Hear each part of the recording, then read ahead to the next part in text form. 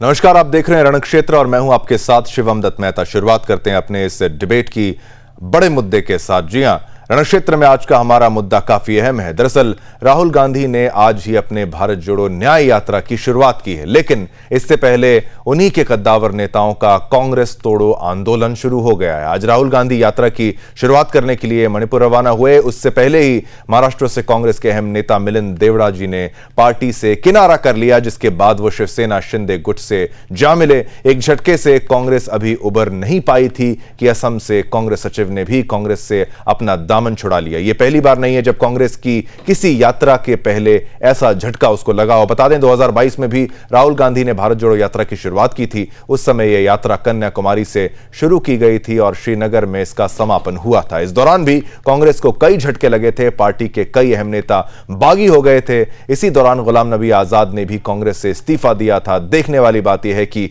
इस बार कांग्रेस किन किन खास नेताओं से हाथ धोती है। राहुल गांधी के 5 अहम युवा नेताओं जतिन प्रसाद, आर.के. सिंह, ज्योतिरादित्य सिंधिया, मिलिंद देवड़ा और सचिन पायलट में से अब सिर्फ सचिन पायलट कांग्रेस का कंधा बनकर खड़े हुए हैं। इस यात्रा का कांग्रेस को सचमुच कोई फायदा होगा या इतिहास एक बार फिर खुद को दोहराएगा? क्या कांग्रेस की यह यात्रा भी बेकार जाएगी या कुछ फल इसका मिलने वाला है? उसके खिलाफ काम करेगी या फिर सचमुच कांग्रेस को कोई फायदा भी इसका मिलने वाला है? सवाल कई सारे हैं, इन्हीं सवालों पर बात करेंगे। हमारे साथ मेहमान भी जुड़ेंगे, एक्सपर्ट्स का पैनल जुड़ेगा, लेकिन उससे पहले हमारी ये स्पेशल रिपोर्ट देखिए।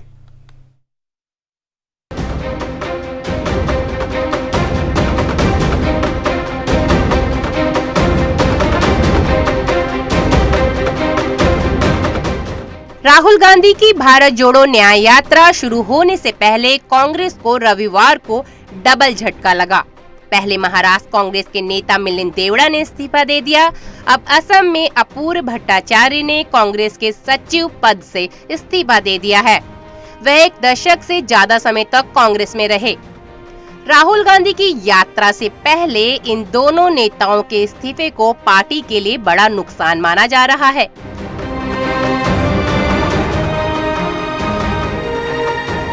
दरअसल राहुल गांधी की यात्रा महाराष्ट्र और असम से भी निकलेगी। बता दें कि कांग्रेस पार्टी को असम में लगातार झटके लग रहे हैं। उसके कई बड़े नेता पार्टी छोड़कर बीजेपी के साथ जा रहे हैं। पिछले साल नवंबर में असम कांग्रेस के 2 प्रमुख नेताओं ने पार्टी छोड़कर भारतीय जनता पार्टी का हाथ थाम लिया था। बता दें कि कांग्रेस को एक दिन में 2 झटके लगे हैं। सबसे पहला झटका मुंबई से लगा, जहां पार्टी के दिग्गज नेता और पूर्व केंद्रीय मंत्री मिलिंद देवड़ा ने इस्तीफा दे दिया। 47 वर्षीय मिलिंद देवड़ा ने रविवार को इस्तीफे के बाद एक्स पर लिखा, आज मेरी राजनीतिक यात्रा में एक महत्वपूर्ण अध्याय का समापन हुआ है। मैंने भारतीय राष्ट्रीय कांग्रेस की प्राथमिक सदस्यता से अपना इस्तीफा दे दिया है, जिससे पार्टी के साथ मेरे परिवार का 55 साल पुराना रिश्ता खत्म हो गया है। देखिए, ये एक और अविश्वास प्रस्ताव राहुल गांधी के खिलाफ पारित हुआ है जब वो एक और यात्रा, रीलॉन्च यात्रा निकालने जा रहे हैं। इससे पहले हमने देखा son of P Chidambaram, Karti Chidambaram ने किया। इससे पहले हमने देखा ब्रदर ऑफ दिग्विजय सिंह, लक्ष्मण सिंह जी ने भी अविश्वास प्रस्ताव पारित किया। ममता दीदी और आम आदमी पार्टी ने भी किया था। तो आज ये अविश्वास प्रस्ताव इसलिए पारित किया जा रहा है क्योंकि कांग्रेस पार्टी में मेरिट, टैलेंट, काबिलियत की कोई जगह नहीं है। यहाँ पर केवल जो व्यक्ति दरबारी बनना चाहता है, जो साइकोफेंट बनना चाहता है, उसी के लिए जगह है। इसीलिए राहुल गांधी जी से मैं आज कहूंगा कि वो भारत जोड़ो न्याय यात्रा नहीं, बल्कि वो कांग्रेस के नेताओं के लिए न्याय यात्रा और कांग्रेस जोड़ो यात्रा निकाले। क्योंकि हर जगह पर जहां इनकी यात्रा जाएगी वहां पर भी कांग्रेस तो बटी हुई है, टूटी हुई है। राजस्थान में टूटी कांग्रेस, महाराष्ट्र में टूटी फूटी कांग्रेस, गुजरात में टूटी फूटी कांग्रेस, कर्नाटका, हिमाचल में टूटी फूटी कांग्रेस। तो आज राहुल गांधी को न्याय यात्रा नहीं बल्कि कांग्रेस जोड़ो यात्रा और नेताओं के लिए, कांग्रेस के नेताओं के लिए न्याय यात्रा निकाली चाहिए। सुदर्शन न्यूज से रश्मि की रिपोर्ट।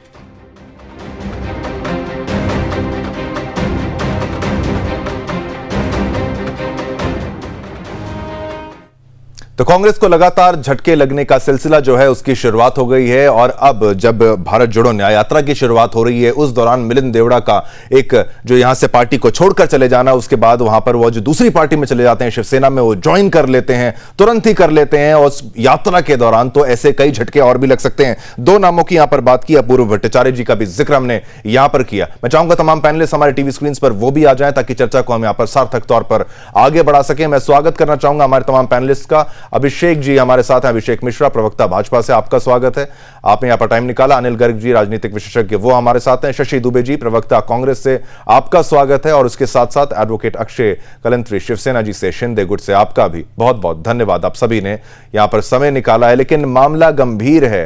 अहम समय पर शशि दुबे जी, अहम समय पर अगर कोई पार्टी को छोड़कर चले जाए, क्या संदेश आप समझते हैं? जब उन्होंने छोड़ा, उन्होंने ज्वाइन किया तो वो कह रहे हैं कि मैं गेन में विश्वास रखता हूं, मैं पेन में विश्वास नहीं रखता। मतलब ग्रोथ, एस्पिरेशन, इंक्लूसिविटी, नेशनलिज्म, इसमें विश्वास रखता हूं मैं। पर्सनल अटैक, इनजस्टिस, नेगेटिविटी यानी पेन, इसमें विश्वास नहीं रखता हूं। किस तरीके से इस मैसेज को देख रहे हैं और क्यों छोड़ के जा रहे हैं ये कद्दावर नेता जो आपकी पार्टी के बड़े नेता जो है, युवा नेता? नमस्कार। मैं आपको ये बताना चाहता हूँ कि हमारे जो कद्दावर नेता है मुरली देवड़ा जी बहुत अच्छे नेता थे कांग्रेस के, जिनके फादर थे। उन्होंने काफी वर्षों तक कांग्रेस की विचारधारा से सफलताएं किया है। जो आज 55 साल की बात करते हैं। मिलिंद जी भी मेरे अच्छे मित्र थे, मेरे सहयोगी, राज्य से MP हुआ करते थे, member of parliament. Youth Congress के बड़े पदाधिकारी थे, इसलिए इनके पापा के साथ संबंध होने की वजह से हम लोगों भी अच्छे संबंध थे और हम लोगों को कभी भी अच्छे सजेशन दिया करते थे और हम लोगों के जो साथ थे। मैं आप जो कद्दावर नेता जाने की बात करते हैं, मैं ये कह रहा हूं कि मिलिंद देवड़ा जी कांग्रेस पार्टी में इनके परिवार द्वारा 55 वर्षों तक का अगर सफर तय किया गया तो आप ये समझ सकते हैं कि इनका परिवार या इनकी फैमिली या मिलिंद देवड़ा जी हो, चाहे इनके पिताजी रहे हो, मुरली देवड़ा जी रहे हो, इन लोगों ने हमेशा जो है कांग्रेस की विचारधाराओं की लड़ाई लड़ी है और वहां उनको हमेशा सफलता मिली है। महाराष्ट्र में इनका एक बहुत बड़ा वजूद होता था। और जाने की बात अगर आप करते हैं तो मैं ये कहता हूं कि देखिए, जब इनको जाना था, ये इनकी पर्सनल विचारधारा है, पार्टी छोड़ के इनको जाना है तो जा सकते हैं। सब स्वतंत्र है, वो चाहे भारतीय जनता पार्टी का नेता हो, चाहे वो कांग्रेस का नेता हो, चाहे बसपा का हो, चाहे सपा का हो, हर व्यक्ति स्वतंत्र है। वो अपने रूप से कहीं भी कोई पार्टी ज्वाइन कर सकता है। अगर उनको ऐसा लगा तो उन्होंने शिंदे को ज्वाइन किया, न कि बीजेपी को ज्वाइन किया। उन्होंने इसलिए ज्वाइन किया भाई वो। और दूसरी बात यह है, कहीं न कहीं इनकी विचारधारा में ऐसा है, इनको कहीं न कहीं डर था, चाहे वो ईडी का डर रहा हो, चाहे CBI का डर रहा हो, कहीं कहीं इनका कोई पारिवारिक प्रॉब्लम रहा होगा जिसकी वजह से इन्होंने पार्टी चेंज करके ये तो आपने संगीन आरोप लगा दिया, इनको ईडी का डर रहा होगा इसलिए छोड़ दिया। आपकी जो भारत जोड़ो न्याय यात्रा हो रही है, अब ये कह रहे हैं कि मेरे साथ अन्याय हो रहा है, मुझे गेन चाहिए, मुझे पेन नहीं चाहिए। पेन में उन्होंने कहा पर्सनल अटैक, इनजस्टिस मतलब अन्याय जो है, नेगेटिविटी है। वो कहते हैं कि केवल प्रधानमंत्री नरेंद्र मोदी जी का विरोध होता है पार्टी में।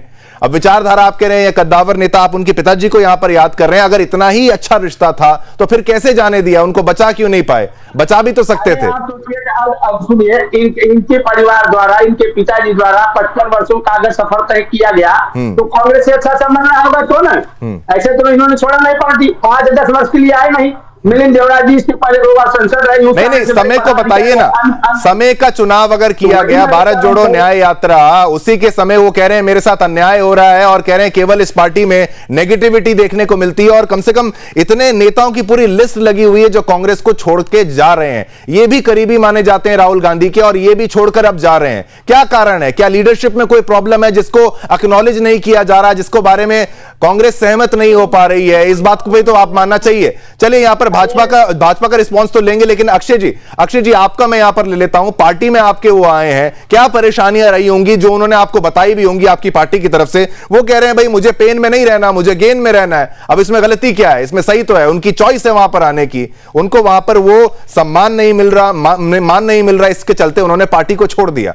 शिवसेना का क्या स्टैंड है? सबसे पहले तो मैं ये बात बताना चाहूंगा, कुछ दिनों पहले हमारे आसाम के मुख्यमंत्री हेमंत बिस्वा शर्मा जी जो थे, उन्होंने एक किस्सा बताया था कि जब हम उनके विला पे, उनके बंगलों पे जाते थे तो हमारी जो दिक्कतें थी, हमारी जो कठिनाइयां थी, वो सुनने की बजाय वो कुत्ते को बिस्किट खिलाया करते थे। और कुछ नेता उनके आगे पीछे ऐसे घूमते थे कि वो बिस्किट जो कुत्ते के थे, जिसने नहीं खाए वो ट्रे में रखे हुए थे, वो भी वो खा लेते थे। मतलब ये नेपोटिज्म की राजनीति जो है, ये कितने साल और कहां तक चलेगी? अगर ये यही बात कर रहे थे, अभी जो कांग्रेस के प्रवक्ता थे हमारे मित्र, वो कह रहे थे कि हर किसी का इंडिविजुअल डिसीजन है कि उनको कहाँ जाना है, क्या करना है। मैं आपको 9 नाम बताता हूं टीम राहुल गांधी के। ये टीम राहुल गांधी पिछले 2-3 सालों में पूरी टूट तहस नहस हो गई। क्यों? अरे भैया, पहले भारत जोड़ो से पहले पार्टी तो जोड़ो। आप पार्टी नहीं जोड़ पा रहे, और उससे पहले भारत जोड़ने के लिए निकल गए। ये कैसे चलेगा? अभी आज महाराष्ट्र से मिलिंद देवरा जी निकल गए, इसके पहले हार्दिक पटेल और अल्पेश ठाकुर जी थे, वो गुजरात से निकल गए। एमपी से हमारे ज्योतिरादित्य सिंधिया जी निकल गए, पंजाब से सुनील जाखड़ जी, अश्विनी कुमार जी निकल गए, यूपी से आरपीएन सिंह और जितिन प्रसाद जी निकल गए। और उससे बड़ी बात, इनके जो सबसे वफादार एक नेता थे किसी समय के, ए.के. एंटोनी जी, उनका लड़का अनिल एंटोनी, वो भी निकल गए। ये तो टीम राहुल गांधी थी ना। 1 का हो सकता है, 2 का हो सकता है, 4 लोगों का हो सकता है। Each and everyone is leaving your party. What is the reason behind that?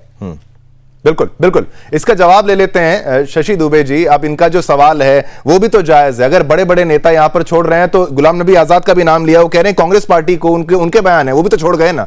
पुराने नेता आपके सारे वो छोड़ के जा रहे हैं। कहीं ना कहीं वो यही बात कह रहे हैं बार बार, जो पार्टी की लीडरशिप है, पार्टी से किसी को कोई प्रॉब्लम नहीं होती, पार्टी तो पुरानी है, पार्टी आपकी सही है, उससे कोई गलती नहीं है, लेकिन वो कह रहे लीडरशिप में प्रॉब्लम है। वो कह रहे हैं कांग्रेस पार्टी को कांग्रेस जोड़ो अभियान पहले लॉन्च करना होगा, भारत जोड़ो अभियान से पहले, ये उन्होंने कहा था। वो कह रहे हैं राहुल गांधी के जो उनकी अध्यक्षता में इतने चुनाव हार गए, 39 चुनाव जो हैं वो हार चुके हैं राहुल गांधी के और यहां पर सोनिया गांधी के पूरे अध्यक्षता के दौरान। अब आप इसको क्यों नहीं समझते, इसको एक्नॉलेज क्यों नहीं करते? आप केवल कह देंगे कि उनकी विचारधारा अलग थी तो इसके चलते उन्होंने छोड़ दिया, सिंधिया चले जाते हैं, तमाम वो नेता। और ये तो 5 बड़े नेता हैं, 5 बड़े नेता, युवा नेताओं का अगर मैं जिक्र करूं, उनमें से ये गए हैं। आप यहां पर सिंधिया का नाम ले लीजिए, जितिन प्रसाद का ले लीजिए, आरपीएन सिंह का ले लीजिए, मिलिंद देवरा, बचे कौन? सचिन पायलट, वो भी चले जाएंगे क्या? हमारे मित्र ने भी जो कहा कि 9 लोगों ने पार्टी के से बड़े नेता, 9 लोगों ने राहुल गांधी टीम के इन्होंने पार्टी छोड़ दी है। तो मैं आपको बताना चाहता हूं कि इन 9 नेताओं को आप बताइए, जिनके कोई वजूद न होने की वजह से भी राहुल गांधी ने इनके अच्छा पोर्टफोलियो दिया है कि नहीं दिया, पहले मुझे इसका जवाब दीजिए। इन्होंने सबको अच्छा पोर्टफोलियो दिया है। अगर ये जा रहे हैं, इनकी कहीं कहीं कमियां हैं, ये कहीं कहीं डर है। और आज भी राहुल गांधी के जो वफादार सिपाही हैं, जिनको लालच नहीं है, जिनको किसी चीज की चिंता नहीं है, जो कभी डरते नहीं, इसलिए वो आज भी कांग्रेस जिंदाबाद करते हैं। जबकि ऐसे कार्यकर्ताओं को मैं बता सकता हूं, ऐसे नेताओं को बता सकता हूं, जिनको आज भी प्रताड़ना झेलना पड़ रहा है, वो झेल रहे हैं, लेकिन आज भी कांग्रेस जिंदाबाद कर रहे हैं, कांग्रेस में पड़े हुए हैं। ये किसी न किसी डर से, इनको ईडी का डर होगा, सीबीआई का डर होगा, कहीं कहीं इनको सरकारी मामले में कहीं कहीं लिप्त पाए होंगे। उससे बचने के लिए अगर कितना भी गुनाह करने के बाद आदमी भारतीय जनता पार्टी का दामन पकड़ता है, तो वह गंगा नहा के बरी हो जाता है। तो आप कह रहे हैं जो गुनहगार हैं, वो जो गुनहगार हैं वही पार्टी छोड़ के जा रहे हैं। कहीं न कहीं इनको प्रेरित किया गया होगा, इनको दबाव दिया गया होगा, इसलिए इन्होंने पार्टी छोड़ा। पार्टी इतने वर्षों ठीक है आप, लेकिन आपका जो स्टैंड था, आपने कहा जी इतने साल से पड़े हुए हैं, स्टेट होम मिनिस्टर रहे हैं, शशि दुबे, नेता थे, ठीक है, कद्दावर नेता थे। आप कह रहे हो कि जो कुछ इतनी परेशानियों के बाद भी कांग्रेस में पड़े हैं। अनिल गर्ग जी, ठीक है, राजनीतिक विश्लेषण एक विशेषज्ञ का, जिस घर से वो बिल्डअप होता है, जिस घर से वो बड़े चेहरे को बनते हैं, जिस घर से वो धीरे धीरे करके मजबूती प्रदान करके आगे बढ़ता है, इसका एक ग्रोथ तैयार करता है। ठीक है, ये अच्छी बातें आप कर रहे हैं, बहुत अच्छी लग रही है बातें, लेकिन अनिल गर्ग जी इनकी बातों से सहमत है क्या? अनिल गर्ग जी, आप इनकी बातों से सहमत हैं? शशि दुबे जी, इनकी राय ले लेते हैं। आपके 70 से ज्यादा नेता छोड़ के चले गए, 70 से ज्यादा नेताओं की तो लिस्ट है, ज्यादा उससे लंबी होगी। अनिल गर्ग जी, आप बोलना आरंभ करिए, आप बोलना आरंभ करिए। शशि दुबे जी, एक राय यहां पर ले लेते हैं कि आपकी बात सही है, क्या पार्टी की लीडरशिप में कमी है, इसके चलते एक्नॉलेज नहीं कर रहे हैं? हाँ ठीक है, आप बोलते रहेंगे क्या? अनिल गर्ग जी, आप बोलना आरंभ करिए। शशि दुबे जी, आराम से, हाँ बोलिए। अनिल गर्ग जी, आपकी क्या राय है? आपने पुरानी कहावत सुनी होगी, कुछ तो वजह रही होगी, यूं ही कोई बेवफा नहीं होता। देखिए, ये तो बात सही है कि पहले मुरली देवड़ा जी और फिर मिलिंद देवड़ा जी को कांग्रेस पार्टी ने बहुत कुछ दिया है, और उन्होंने भी कांग्रेस पार्टी को बहुत कुछ महाराष्ट्र में पाया भी। लेकिन राजनीतिक क्षेत्र है, उनको समझ में आ रहा होगा कि अब शायद पार्टी में रहने से उनको आगे आगे, क्योंकि अभी वहां गठबंधन की राजनीति शुरू होनी है, आने वाले चुनाव में, चाहे वो जनरल चुनाव हो या फिर महाराष्ट्र में क्या आने वाले विधानसभा के चुनाव हो, उनको शायद लग रहा होगा कि अब पार्टी में शायद कुछ ज्यादा गेन होने वाला नहीं है, वहां फेल ही होने वाला है। और वैसे भी डूबता हुआ जहाज अगर कोई हो तो उसमें कोई यात्री सफर नहीं करना चाहता। कांग्रेस आज ऐसे मुहाने पे पहुंच चुकी है। मैं आपको याद दिलाना चाहता हूँ 1917 जब कांग्रेस की करारी हार हुई थी तब भी वो 150 के ऊपर थी। आज वो कांग्रेस 50 के आसपास सिमट गई है। तो सबको लगता है कि 2024 का जो आम चुनाव है उसमें भी कांग्रेस को जीतकर दूर दूर भी मिलने वाली नहीं है।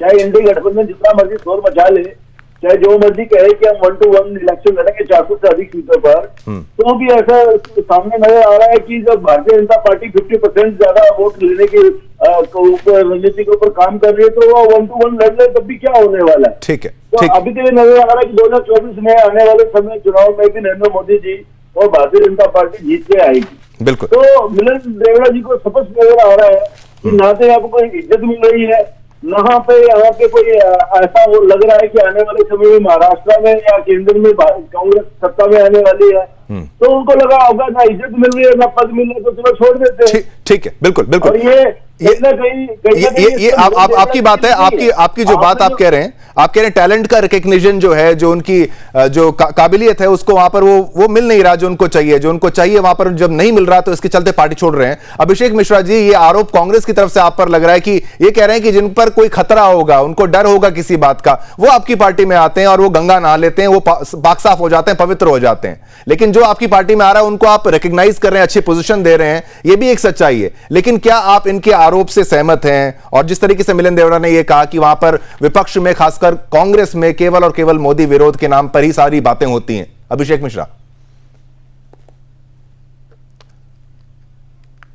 मिश्रा जी की आवाज एक बार फिर से। राहुल गांधी का उनका हर साथ छोड़ रहा है, जितने भी उनके नेता करीबी सब कांग्रेस छोड़ चुके हैं। उसका मूल कारण है राहुल गांधी का राष्ट्र के प्रति जो विचार है, वो राष्ट्र को जो वो तोड़ने की सोच रखते हैं, वो राष्ट्र का जो अस्मिता के खिलाफ उनकी जो विचारधारा है और भारत की संस्कृति के खिलाफ जो कांग्रेस पार्टी की विचारधारा है। आज भारत की जनता देशभक्ति से ओतप्रोत है। आज भारत की जनता जो सनातन संस्कृति के साथ आगे बढ़ना चाहती है, वो विश्व में भारत को विकसित राष्ट्र के रूप में देखना चाहती है।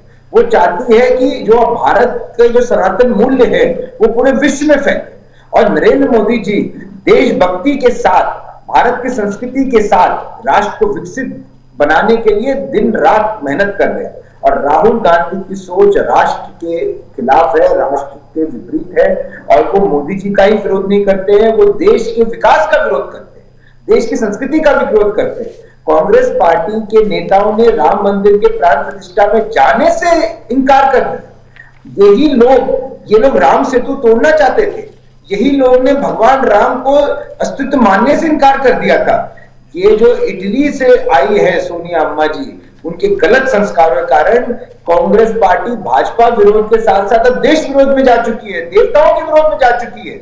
आप देखिए इंडी अलायंस के लोग कभी कहते हैं कि हम मंदिर नहीं मानते, मंदिर क्यों जाना, हम तो हॉस्पिटल जाएंगे। कभी कोई कहता है राम मानसा है। कुछ आप समझिए भाजपा विरोध में, मोदी जी के विरोध करते करते ये देश के विरोध में हो गए, देश के विकास के विरोध में हो गए, ये हिंदू धर्म और हिंदू देवी देवता के विरोध में हो गए। ये इस हद तक जा चुके हैं, ये टुकड़े टुकड़े गैंग। ये आज राहुल गांधी टुकड़े टुकड़े गैंग के नेता बन चुके हैं। राहुल गांधी दक्षिण भारत, उत्तर भारत में हमेशा लड़ाई कराने का प्रयास करते हैं। आज मिलिंद देवड़ा ने बहुत इंपॉर्टेंट बात कही जो कांग्रेस के बाकी लोग उसको समझ नहीं पाए। मिलिंद देवड़ा ने कहा कि राहुल गांधी हमेशा व्यापारी वर्ग, उद्योगपति वर्ग के खिलाफ बोलते हैं। अगर आप उद्योगपतियों के खिलाफ बोलोगे, उनको अपना दुश्मन बनाओगे, तो राष्ट्र में विकास कैसे होगा, राष्ट्र में पूंजी कहां से आएगा। तो राहुल गांधी का जो राष्ट्र का विरोध है, विकास का विरोध है, हमारे देश के जो अर्थ नियोजन करे उनका विरोध है, संस्कृति का विरोध है।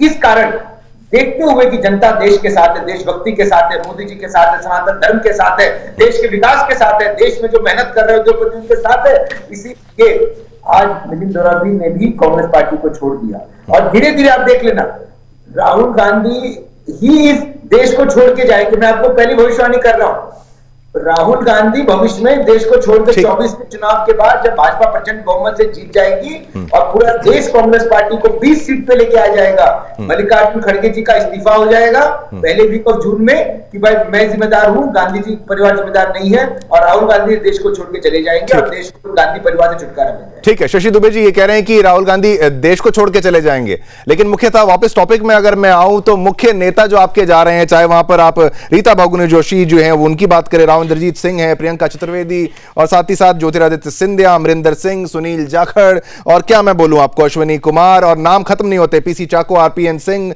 रिपुन बोरा, ये तमाम नाम है, लिस्ट बढ़ती जा रही है, लोग छोड़ते जा रहे हैं। राहुल गांधी जी का नेतृत्व भी आया, वो भी देख लिया, चुनाव अब भी हारते जा रहे हैं। अब क्या स्ट्रैटेजी रहेगी? अब अगर आप न्याय यात्रा के दौरान ये फिर से हो रहा है, वो कह रहे हैं कि अब आप फिर हारेंगे और देश छोड़ना पड़ेगा, ये भाजपा के प्रवक्ता का भी आरोप है, उसका जवाब भी दे दीजिए। जी मेरे मित्र, मैं मिश्रा जी से बताना चाहता हूं कि देश छोड़ने की बात तो बहुत दूर रही, हमें संघर्ष करना, हम संघर्ष कर रहे हैं। और राहुल गांधी जी के जो पारिवारिक जो देश के प्रति जो कुर्बानियां रही हैं, जो देश के प्रति लोगों का लगाव रहा है, जिस भारतवर्ष को 70 वर्ष तक राज्य करके भारत को विकसित बनाने में इस परिवार का सबसे बड़ा योगदान रहा है, अगर वो भारत छोड़ देने की बात करते मिश्रा जी, ये तो मैं जायज नहीं समझता, क्योंकि हमारे आपके दादा, हमारे आपके पापा किसी समय में कांग्रेस के दामन पे काम करते थे, कांग्रेस के लिए काम करते थे, और कांग्रेस की अस्तित्व के कारण हम गुजरात में आए हैं और आप महाराष्ट्र में आए, ये कांग्रेस की देन है। और आप ऐसी अगर बात करते कि राहुल गांधी जी देश छोड़ देंगे, ये भूल जाना, उनको संघर्ष करना, वो संघर्ष कर रहे हैं। पूरे हिंदुस्तान में एक ही माई का लाल है जो कि संघर्ष के दौर में आज भी चल रहा है, वो संघर्ष करेगा। और वो आप कहते हैं उद्योगपतियों का विरोध करते हैं, अगर उद्योगपति गलत है तो उसका विरोध करना चाहिए। मैं ये नहीं कहता कि वो सही है, उनका विरोध नहीं करना चाहिए, जो उद्योगपति गलत हो उसका विरोध करना चाहिए। आज की जो स्थिति है देश की, इस स्थिति से लड़ने के लिए एक ही माई का लाल बंदा निकला, जो अभी भारत जोड़ो यात्रा पूरा करने के बाद आज न्याय यात्रा शुरू कर रहा है, वो एक ही माई का लाल है। इतना है किसी में दम जो इतना किलोमीटर पैदल चल के लोगों से मुलाकात कर सके, ऐसा काम कर सके, है कोई माई का लाल हिंदुस्तान में जो इतनी बड़ी यात्रा निकाल सके? ठीक है, आप कह रहे हैं क्या एकमात्र यही व्यक्ति है जो यात्रा कर रहे हैं, यात्रा कर रहे हैं, लेकिन आपका वही तो बात है, वही बात है। ठीक है, नहीं आप परिवार जिसने देश की आजादी में सबसे बड़ा कुर्बानी दिया, लेकिन इतने सालों से आप वापस क्यों नहीं आ पा रहे हैं? जनता क्यों नहीं रिकॉग्नाइज कर रही है? लोग छोड़कर आपकी पार्टी को जा रहे हैं, लोगों ने किनारा करना शुरू कर दिया है। शशि दुबे जी 3 चुनाव अभी भी देखिए, 3 राज्यों में आपका चुनाव वहां से सुपड़ा साफ हो गया, आपकी जीतने की संभावना थी, आप यहाँ पर वो कह रहे हैं फिर न्याय यात्रा कर रहे हैं। न्याय यात्रा करने का फल क्या यहाँ पर होने वाला है? मुझे फल तो नजर नहीं आ रहा। यहाँ पर अन्याय बता रहे हैं आपके जो छोड़ने वाले पार्टी के। नहीं, शशि दुबे जी, अगर भाजपा के द्वारा ऐसी कोई यात्रा की गई होती, वहां से उनके लोग छोड़ के जाते, तो क्या आप भी इस बात से सहमत होते? आप सहमत होते? ठीक है, आप सहमत होते? अभिषेक मिश्रा 70 साल की बात बार बार करते हैं ये। मैं कहूंगा शशि जी इतने साल राज किया, सोनिया गांधी जी का भी नेतृत्व रहा, लंबा नेतृत्व रहा, और फिर राहुल गांधी का नेतृत्व आया, आपका डाउनफॉल चलता गया। ठीक है, अभिषेक मिश्रा जी आपकी राय, आप पर तमाम आरोप है। ठीक है, इनका भी राय ले लीजिए। वो कह रहे हैं एक मात्र माई का लाल है। जवाब ले लेते हैं अभिषेक मिश्रा जी से। देखिए, आप बात समझिए, ये जो इन्होंने मोतीलाल और जवाहरलाल का नाम लिया, तो मैं आपके दर्शकों को उदाहरण दे दूं। मोतीलाल नेहरू ने एक पत्र लिखा था महात्मा गांधी को 1929 में कि मेरा एक ही सपना है कि मेरा बेटा जवाहर कांग्रेस अध्यक्ष बन जाए। ये ऐतिहासिक है कि मोतीलाल नेहरू ने कांग्रेस पद छोड़ा राष्ट्र अध्यक्ष का, और अब जवाहरलाल नेहरू को बनाया। ये क्या चल रहा है खानदान? मोतीलाल जवाहर को बनाता है, जवाहरलाल इंदिरा गांधी को, इंदिरा गांधी सोनिया गांधी, राजीव गांधी को, ये सोनिया गांधी को, ये राहुल गांधी, प्रियंका गांधी। शशि जी आप रुक जाइए, सुन तो लीजिए पहले, फिर आपको बोलने का मौका मिलेगा ना। आप कंटिन्यूअस बोलते रहेंगे तो उनकी बात नहीं जाएगी। देश पूरी तरह ये मोतीलाल नेहरू से ये जो चला हुआ वंशवाद है, देशद्रोही वंशवाद, जो ना देश का विकास किया, ना देश का आर्थिक विकास किया, ना गरीबों का विकास किया, सिर्फ मैं, मेरा बेटा और मेरा खानदान, ये मोतीलाल नेहरू से लेके राहुल सोनिया गांधी तक चला आ रहा है। और दूसरी बात, राहुल गांधी को अभी देश को आजादी कराने के लिए किसी ने बेड़ा उठाया था? शशि जी, शशि जी, इतने बड़े फैमिली के शशि जी, आप बिल्कुल यहाँ ठीक है, आप कंटिन्यूस बोलते रहेंगे, आप जवाब को भी नहीं, आप सवाल भी नहीं सुन रहे ना, जवाब आपका कोई साफ आ रहा है यहाँ पर क्लियर। शशि जी, ये आरोप तो समझिए ना, आरोप तो समझिए ना, आरोप समझेंगे नहीं, कोई बात नहीं। शशि जी, आप आरोप तो समझिए। पार्टी किसके हाथ में थी? शशि जी, पार्टी किसके हाथ में थी? आप बोलते जाएंगे क्या? ऑडियो जा रहा है ना आपको? आप ये बताइए ना, पार्टी किसके हाथ में थी? सोनिया गांधी जी के पास थी ना, 20-25 साल से ज्यादा उनका आधिपत्य वहां पर रहा। शशि जी, किसके पास में पार्टी ज्यादा रही? गांधी परिवार के पास में पार्टी रही ना, पहले सोनिया गांधी जी के पास, फिर राहुल गांधी जी के पास, अब जाके 2022 में आपको ये आइडिया आया कि मल्लिकार्जुन खड़गे को यहां पर अध्यक्ष बनाना चाहिए। इतना समय क्यों लगा? 70 साल में से तो आधे से ज्यादा समय तो गांधी परिवार ही यहां पर अध्यक्ष बन के रहा है। ठीक है, कोई बात नहीं, आप जवाब नहीं दे रहे, आप लंबा एक भाषण दे रहे हैं। अक्षय जी, अक्षय कलंत्री जी, इनकी बात तो मैं यहां पर समझ ही रहा हूं, इनका वाद विवाद तो चलता रहेगा भाजपा कांग्रेस का, लेकिन भाजपा ने पॉइंट्स रखे हैं, कंटिन्यूअस बोलते जा रहे हैं। आपसे मैं अगर ये पूछूं कि आपके गुट में अगर नेता आ रहे हैं, विपक्ष से आ रहे हैं, क्या ये पहले नेता होंगे या फिर ये सिलसिला आगे भी चलता रहेगा?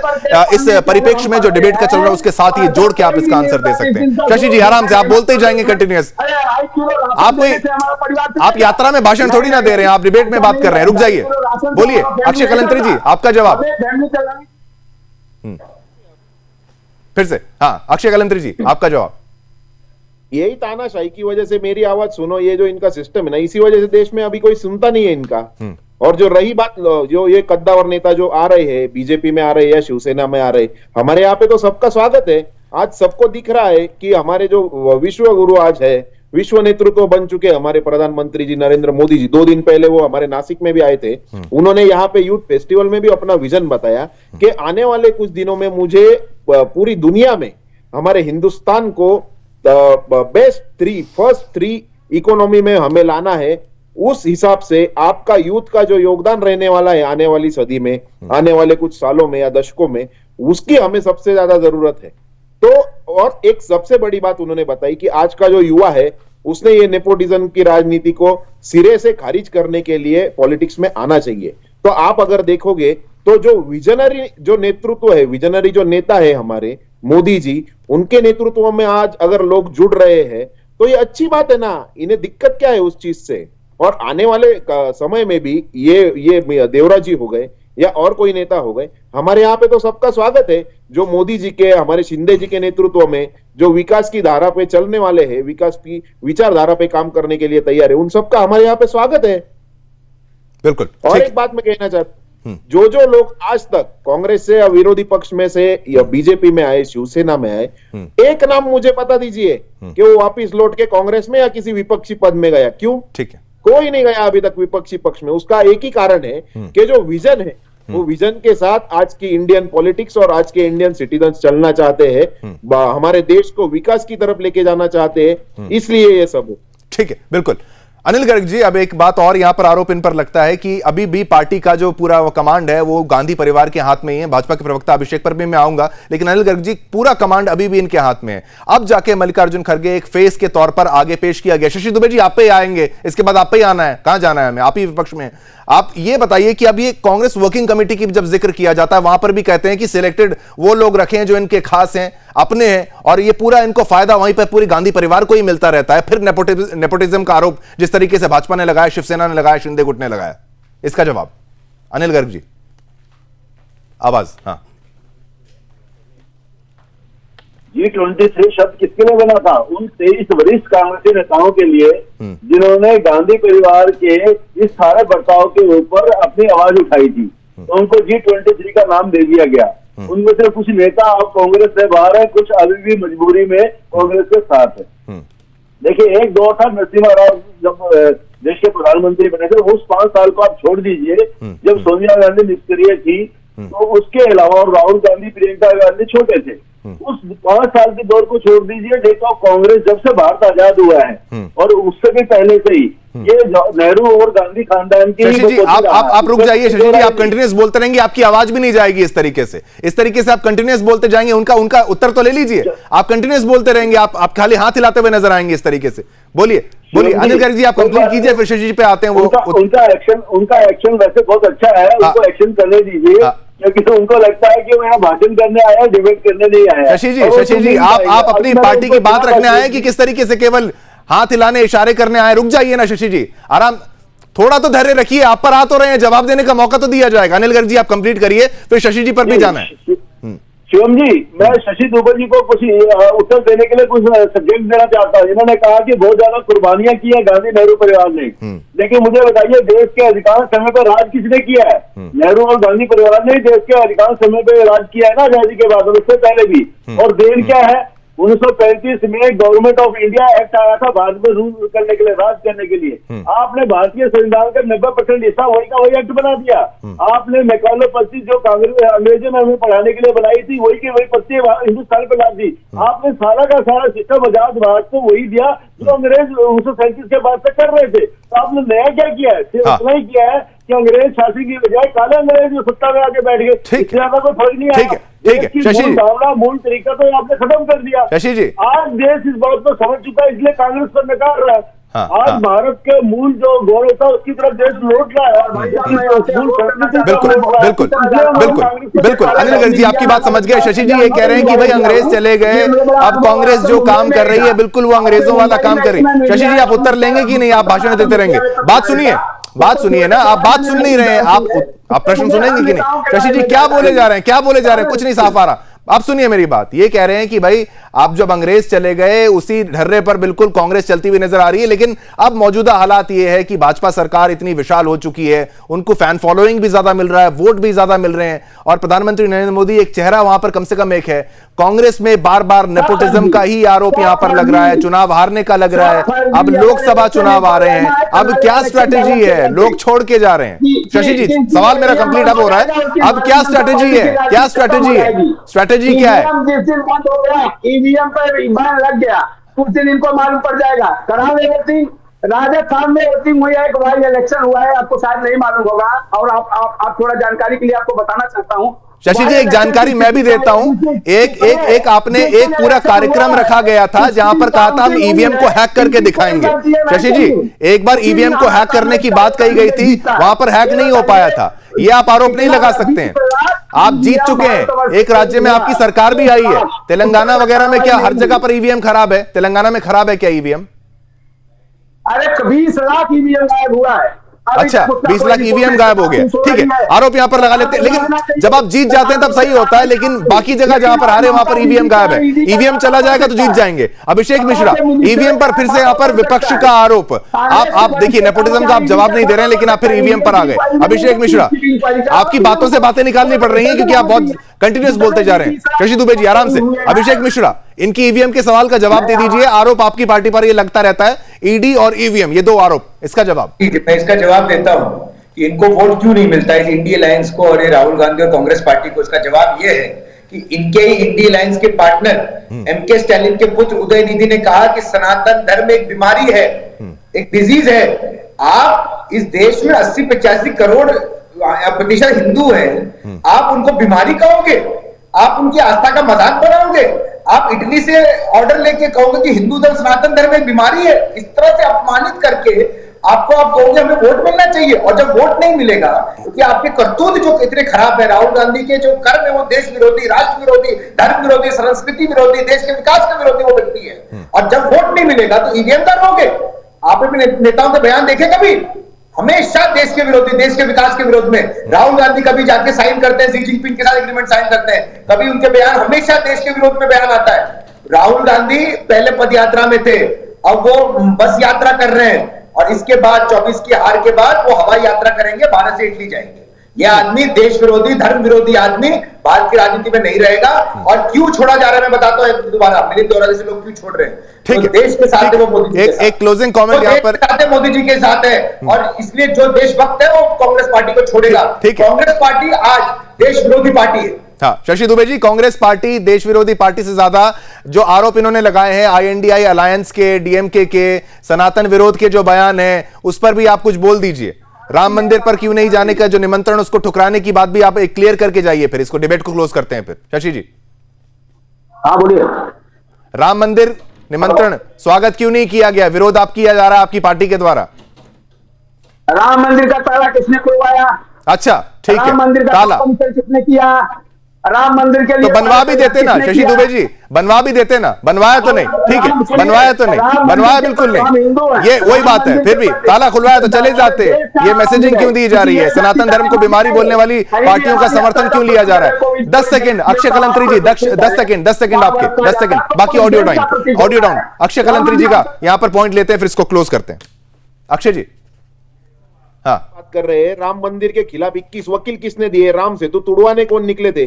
और सबसे ज्यादा हमारा आस्था का केंद्र प्रभु श्री रामचंद्र काल्पनिक, ये बोलने वाले कौन थे? इनको किस लिहाज से राइट ही नहीं है वहां पे आने का? फिर भी उन्हें श्री राम जन्मभूमि न्यास ने वहां पे न्योता दिया था कि आप एक बड़ी पार्टी हो देश की, आप आना चाहिए। ये राम विरोधी है, ये देश विरोधी है, ये कभी नहीं आ सकते वहां पे, और आना भी नहीं चाहिए, मैं तो कहता हूं। बिल्कुल, समय का अभाव है, समय का अभाव है। मैं सभी का धन्यवाद करना चाहूंगा। शशि दुबे जी, डिबेट खत्म हो चुकी है, आप शांत हो जाइए। बहुत बहुत धन्यवाद आपका भी, आप यहां पर आए। अभिषेक मिश्रा, प्रवक्ता भाजपा के, आपका धन्यवाद। अनिल गर्ग जी, आपका धन्यवाद। शशि दुबे जी, आपका धन्यवाद। और अक्षय कलंत्री जी, आप सभी का धन्यवाद। तो मुद्दा यही था कि भारत जोड़ो न्याय यात्रा से पहले कांग्रेस तोड़ों की शुरुआत इस तरीके से हो चुकी है कि दो नेता जो है, अपूर्व भट्टाचार्य जी असम से यहां पर वो चले गए हैं, और साथ ही साथ मिलिंद देवड़ा का जो रेजिग्नेशन आया है, वो कह रहे हैं कि भाई मैं गेन के साथ हूं, ग्रोथ, एस्पिरेशन, इंक्लूसिविटी, नेशनलिज्म के साथ हूं, पेन के साथ नहीं हूं, पर्सनल अटैक, इनजस्टिस और नेगेटिविटी। इनजस्टिस माने अन्याय। तो भारत जोड़ो न्याय यात्रा से पहले वो कह रहे हैं कि भाई अन्याय मेरे साथ हो गया है। कल फिर एक नए मुद्दे के साथ मैं शिवम दत्त मेहता आपके समक्ष पेश हो जाऊंगा। मुझे दीजिए इजाजत। जय श्री राम, जय हिंद।